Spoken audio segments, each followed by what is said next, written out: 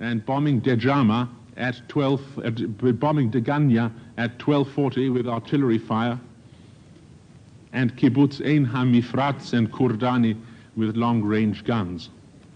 But Jordan embarked on a much more total assault by artillery and aircraft along the entire front, with special emphasis on Jerusalem, to whose dangerous and noble ordeal yesterday I come to bear personal witness.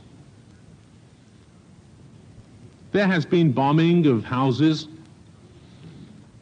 There's been a hit on the great new National Museum of Art. There has been a hit on the university, on the hospital Sha'arei Tzedek, the first hospital ever to have been established outside the ancient walls. Is this not an act of vandalism that deserves the condemnation of all mankind? And in the Knesset building, whose construction had been movingly celebrated by the entire democratic world 10 months ago, the Israeli cabinet and parliament met under heavy gunfire, whose echoes mingled at the end of our meeting with Hatikva, the anthem of hope. And thus, throughout the day and night of the 5th of June, Jordan, whom we had expressly invited to abstain from needless slaughter, became, to our surprise, and still remains, the most intense of all the belligerents, and death and injury, as so often in history, stalk Jerusalem's streets. Mr. Chairman, when the approaching Egyptian aircraft appeared on our radar screens, soon to be followed by artillery attacks on our villages near the Gaza Strip, I instructed Ambassador Raphael to inform the Security Council in accordance with the provisions of Article 51 of the Charter. I know that this involved arousing you, Mr. Chairman, at a most uncongenial hour of the night, but we felt that the Security Council should be most urgently seized.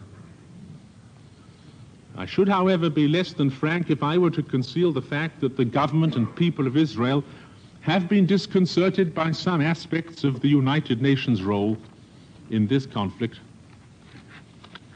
The sudden withdrawal of the United Nations emergency force was not accompanied, as it should have been, by due international consultation on the consequences of that withdrawal. Moreover, Israeli interests were affected.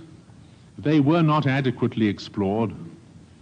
No attempt was made, little time given, to help Israel surmount grave prejudice to her vital interests consequent on that withdrawal. After all, a new confrontation of forces suddenly arose. It suddenly had to be met. And at Sharm el-Sheikh, at the entrance to the Gulf of Aqaba, the Straits of Tiran, legality walked out, blockade walked in. The peace of the world trembled. And thus the United Nations had somehow been put into a position of leaving Sinai safe for belligerency. It is not, I think, a question of sovereignty that is here involved. The United Nations has a right to ask that when it assumes a function, that the termination of that function shall not take place in conditions that would lead to anti-charter situations. I do not raise this point in order to linger upon that which is past, but because of Israel's general attitude to the peacekeeping functions of this organization. And I confess, Mr. President, that my own attitude and those of my colleagues and of my fellow citizens to the peacekeeping functions of the United Nations have been traumatically affected by this experience. The United Nations Emergency Force rendered distinguished service. Nothing became it less than the manner of its departure. Every gratitude and appreciation is owed to the individuals who sustained its action. And if in the course of the recent combats United Nations personnel have fallen, dead or wounded as they have, then I join my voice to an expression of the most sincere regret. The problem of the future role of United Nations presence in conflicts such as these is being much debated. But we must ask ourselves the question that has arisen as a result of this experience. People in our country and in many countries ask, what is the use of a United Nations presence if it is in effect an umbrella which is taken away as soon as it begins to rain? Surely then future arrangements for peacekeeping must depend more on the agreement and the implementation of the parties themselves than on machinery which is totally at the mercy of the host country, so totally at its mercy as to be the instrument of its policies, whatever those policies may be. Mr. President, we have lived through 3 dramatic weeks. Those weeks, I think, have brought into clear view the main elements of tension and also the chief promise of relaxed tension in the future. The first link in the chain was the series of sabotage acts emanating from Syria. In October last year, the Security Council was already seized of this problem, and a majority of its member states found it possible and necessary to draw attention to the Syrian government's responsibility for altering that situation. Scarcely a day passed without a mine, a bomb, a hand grenade, or a mortar exploding on Israel soil, sometimes with lethal or crippling effects, always with unsettling psychological influence. In general, 14 or 15 such incidents would accumulate before a response was considered necessary. And this ceaseless accumulation of terrorist sabotage incidents in the name of what was called popular war, together with responses which in the long run sometimes became inevitable, were for a long period the main focus of tension in the Middle East.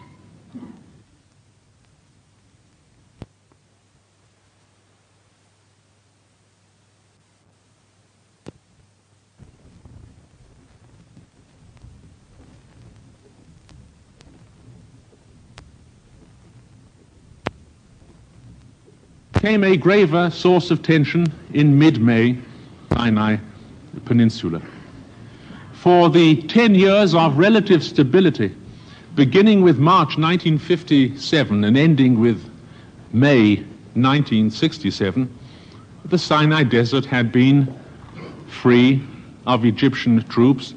In other words, a natural geographic barrier, a largely uninhabited space, separated the main forces of the two sides.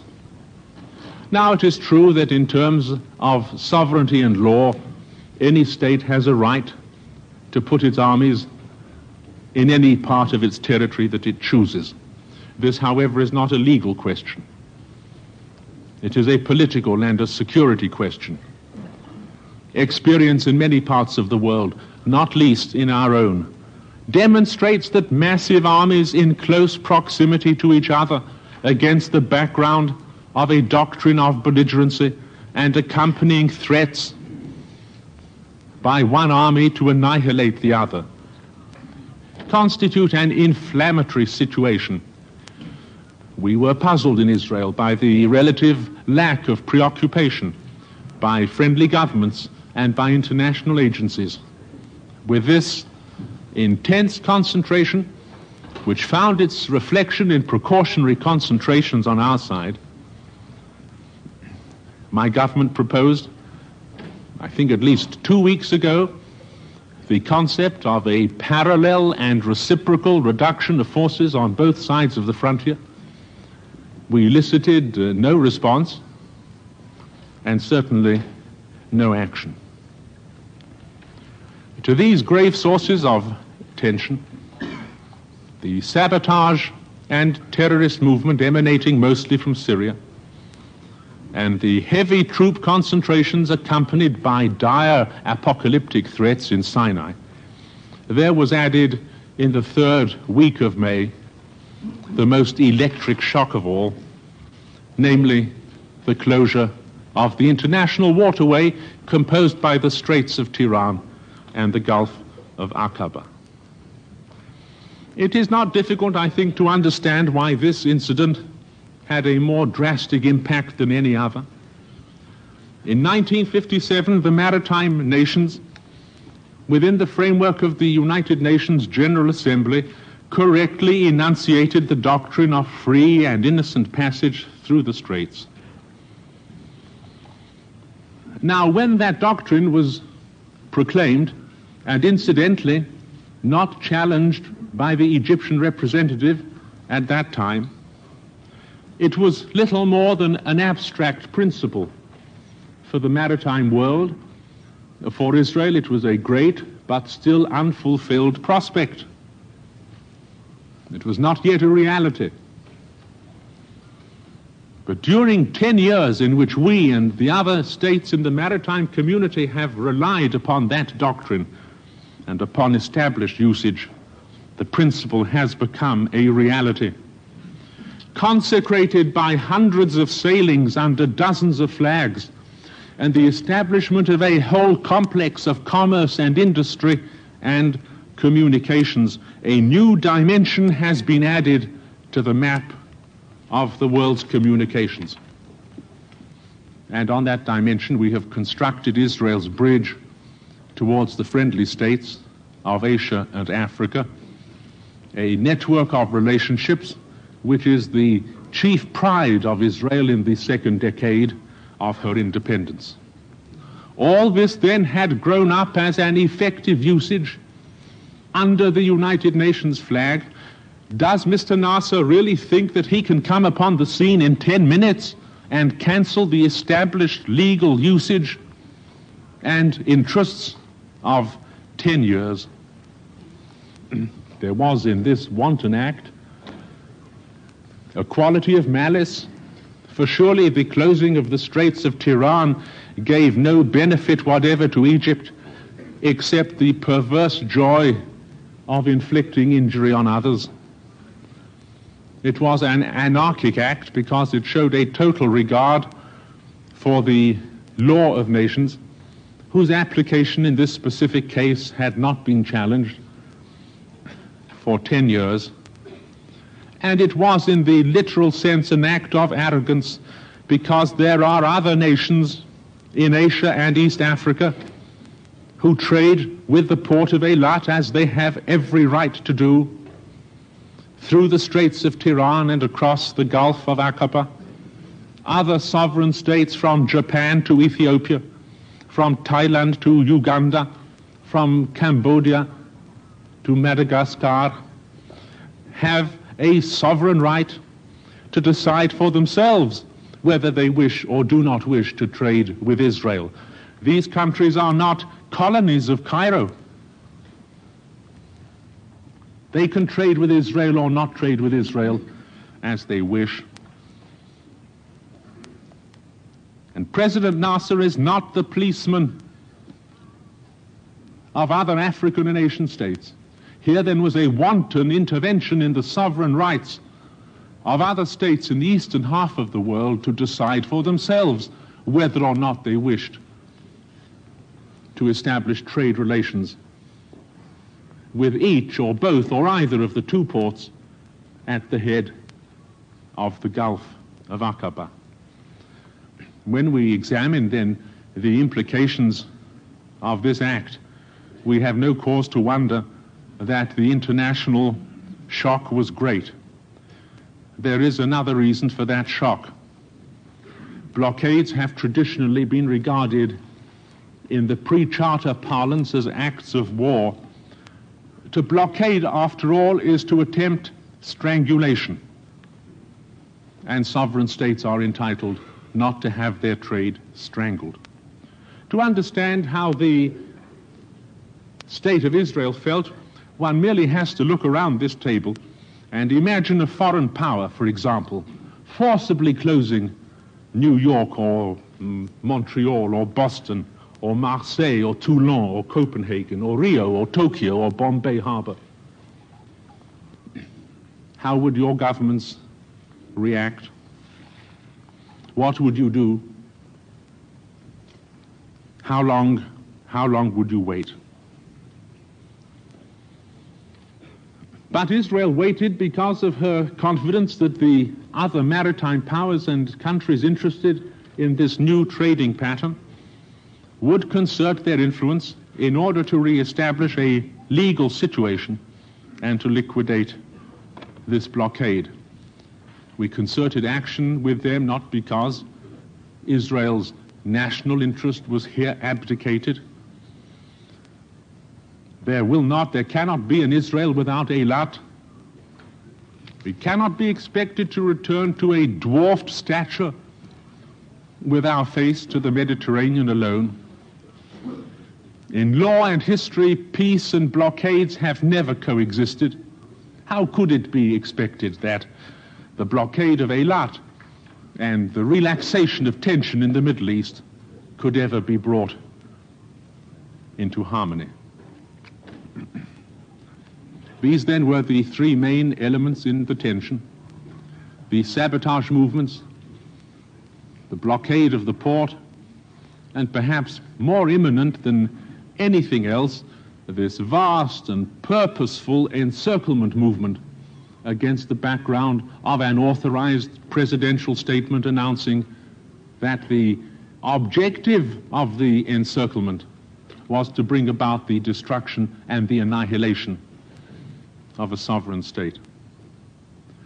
Now, these acts taken together, the blockade, the dismissal of the United Nations force, and the heavy concentration in Sinai, effectively disrupted the status quo which had ensured a relative stability on the Egyptian-Israeli frontier for 10 years. I do not use these words, relative stability, lightly, for in fact, while those elements in the Egyptian-Israeli relationship existed, there was not one single incident of violence between Egypt and Israel for 10 years. Suddenly, this status quo, this pattern of mutually accepted stability, was smashed to smithereens. And it is now the task of the governments concerned to elaborate the new conditions of their coexistence. I think that much of this work should be done directly by these governments themselves. Surely after what has happened, we must have better assurance than before for Israel and for the Middle East of peaceful coexistence. The question is whether there is any reason to believe that such a new era might yet come to pass.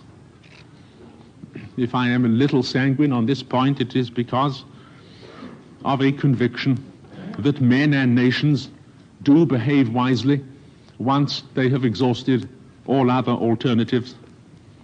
Surely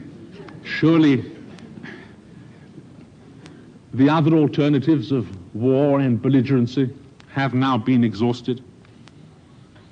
What has anybody gained from them?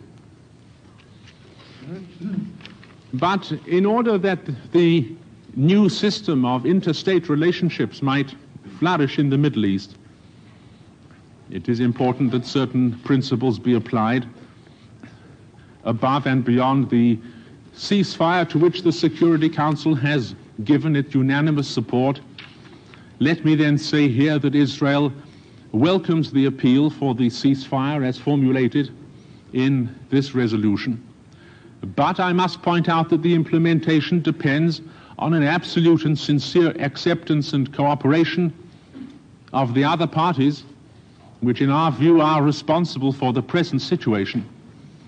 And in conveying this resolution to my colleagues, I must at this moment point out that these other governments have not used the opportunity yet to clarify their intentions.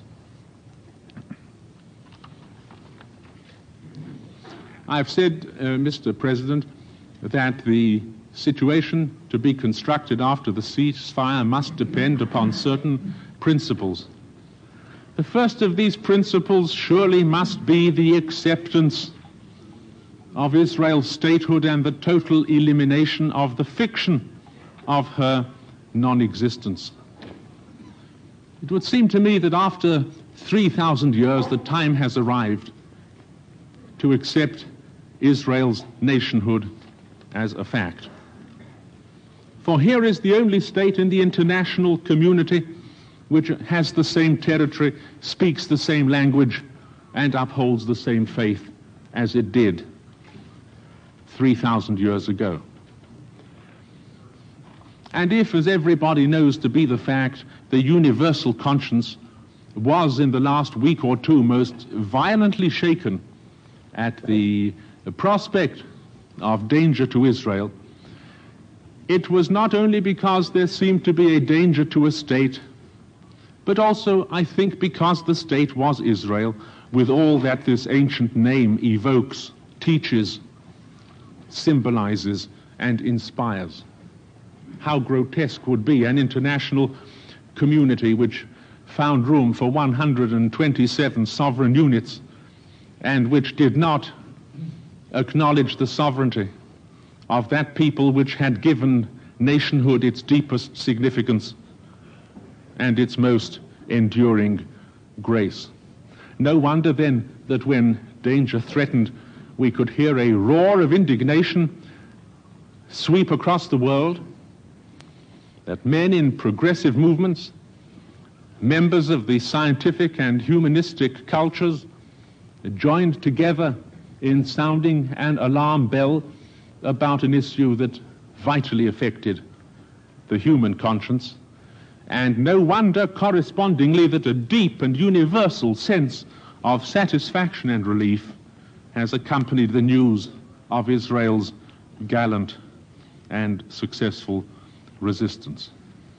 But the central point remains the need to secure an authentic intellectual recognition by our neighbors of Israel's deep roots in the Middle Eastern reality. There is an intellectual tragedy in the failure of Arab leaders to come to grips, however reluctantly, with the depth and authenticity of Israel's roots in the life, the history, the spiritual experience, and the culture of the Middle East. This then is the first axiom, a much more conscious and uninhibited acceptance of Israel's statehood as an axiom requiring no demonstration, for there will never be a Middle East without an independent and sovereign state of Israel in its midst. The second principle must be that of a peaceful settlement of disputes. The resolution thus adopted falls within the concept of the Pacific settlement of disputes. I've already said that much could be done if the governments of the area would embark much more on direct contacts.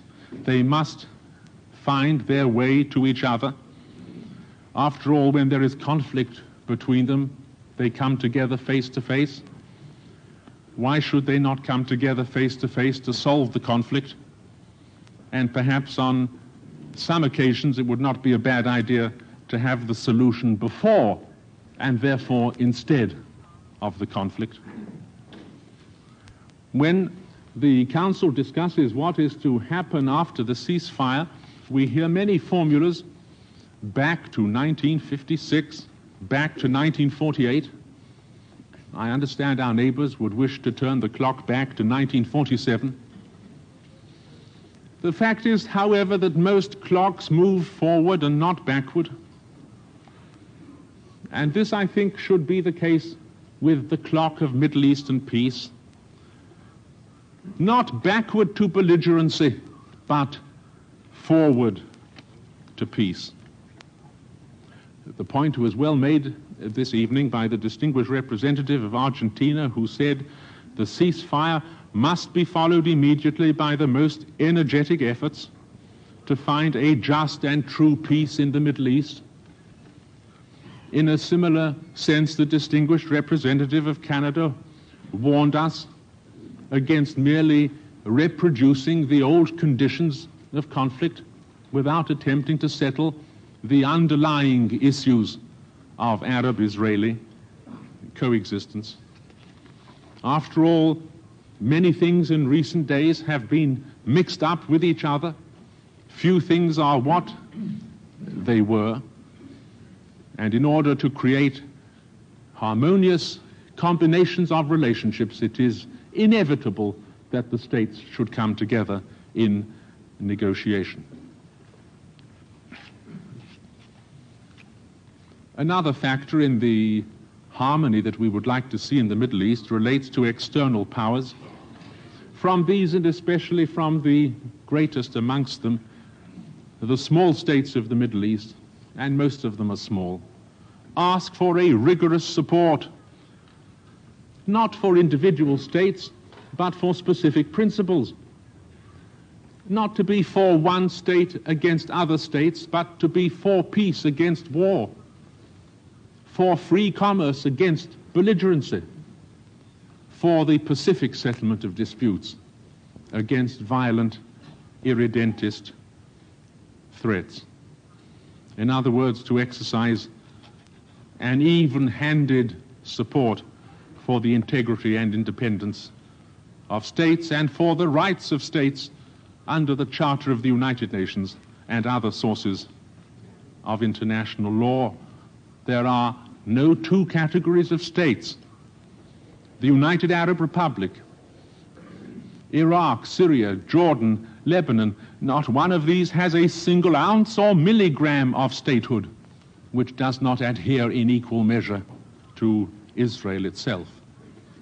It is important that states outside our region apply a balanced attitude, that they do not exploit temporary tensions and divergences in the issues of global conflict, that they do not seek to win gains by inflaming fleeting passions, and that they strive to make a balanced distribution of their friendship amongst the states of the Middle East.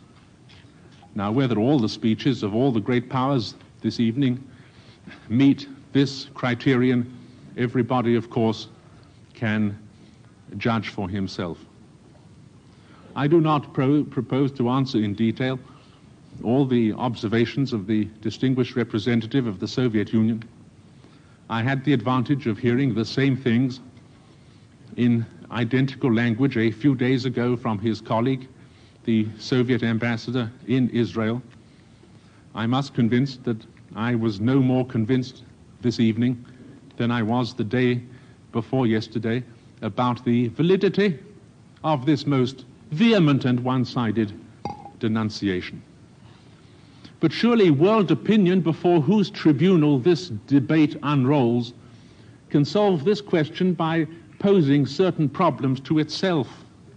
Who was it that attempted to destroy a neighboring state in 1948? Israel or its neighbors? Who now closes an international waterway to the port of a neighboring state? Israel or the United Arab Republic? Does Israel refuse to negotiate a peace settlement with the Arab states, or they with it? Who disrupted the 1957 pattern of stability? Israel or Egypt? Did troops of Egypt, Syria, Jordan, Iraq, Lebanon, Kuwait, Algeria surround Israel in this menacing confrontation? Or has any distinguished representative seen some vast Israeli colossus surrounding the area between Morocco and Kuwait? I raise these points of elementary logic. Of course, a great power can take refuge in its power from the exigencies of logic. All of us in our youth, presumably, recounted La Fontaine's fable, La raison du plus fort est toujours la meilleure. But here, after all, there's nobody who is more or less strong than others. We sit here around the table on the concept of sovereign equality, and I think we have an equal duty for bringing substantive proof for any denunciation that we make each of the other. Conclusion, Mr. President, these are, of course, still grave times, and yet they may perhaps have fortunate issue. This could be the case if those who, for some reason, decided so violently to disrupt the status quo 3 weeks ago would ask themselves what the results and benefits have been as he looks around him at the arena of battle, at the wreckage of planes and tanks, at the collapse of intoxicated hopes. Might not an Egyptian ruler ponder whether anything was achieved by that disruption? What has it brought but strife, conflict with other powerful interests, and the stern criticism of progressive men throughout the world? I think that Israel has proved her steadfastness and vigor in recent days. She is now willing to demonstrate her instinct for peace. Let us build a new system of relationships from the wreckage of the old. Let us discern across the darkness the vision of a better and